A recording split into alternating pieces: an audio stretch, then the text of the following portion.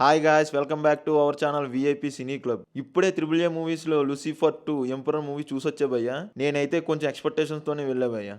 But నా expectations ఎక్కడా drop అవ్వలేదు. ఒకటైతే చెప్తా, మీరు కూడా ఎన్ని ఎక్స్పెక్టేషన్స్ అయినా పెట్టుకుని వెళ్ళండి, కన్ఫర్మ్ మీరు కూడా ఎక్కడా డిసప్పాయింట్ అవ్వరు.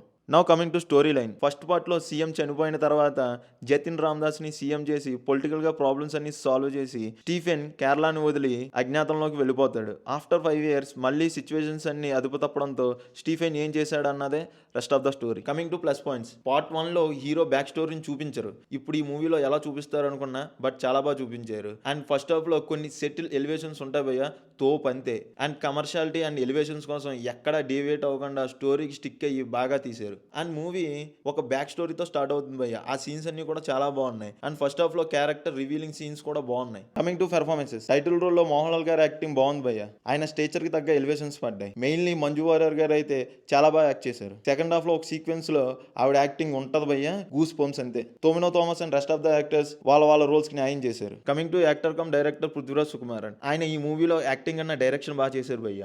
మోహన్ లాల్ గారి స్టేచర్ని యూస్ చేసుకుని ఆయన తీయాలనుకున్న స్టోరీని బాగా తీశారు. మీకు మూవీ చూస్తున్నప్పుడు తెలుస్తుంది ఇది మోహన్ లాల్ గారి మూవీ కాదు, పృథ్వీరాజ్ సుకుమారన్ మూవీ అని. ప్రతి ఫ్రేమ్లోనూ ఆయనే కనిపిస్తారు.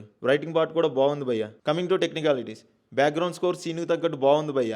ఎక్కడా సీన్ని డామినేట్ చేయకుండా బాగుంది. Cinematography and production values are top notch. Coming to negatives. ఈ మూవీలో మెయిన్ విలన్ క్యాస్టింగ్ నాకు అంత నచ్చలేదు భయ్య. ఎందుకంటే ఆ క్యారెక్టర్కి ఒక రేంజ్లో ఎలివేషన్స్ ఉంటాయి. కొంచెం నోన్ యాక్టర్ని తీసుకుని ఉంటే బాగుంది అనిపించింది. అండ్ ఫస్ట్ పార్ట్ మనకు అంత నచ్చడానికి కూడా కారణం ఆ విలనిజం అన్నది ఇక్కడ మిస్ అయింది అనిపించింది భయ్య. అండ్ ఫైనల్గా it's a must watch movie. నాకైతే మూవీ చూస్తున్నంత సేపు ఏపీ పాలిటిక్స్ గుర్తొచ్చే భయ్య. మీకు కూడా అనిపిస్తే కామెంట్స్లో చెప్పండి. మీకు మా రివ్యూ నచ్చినట్టయితే please subscribe to our channel for more such content. Signing off. జై హింద్.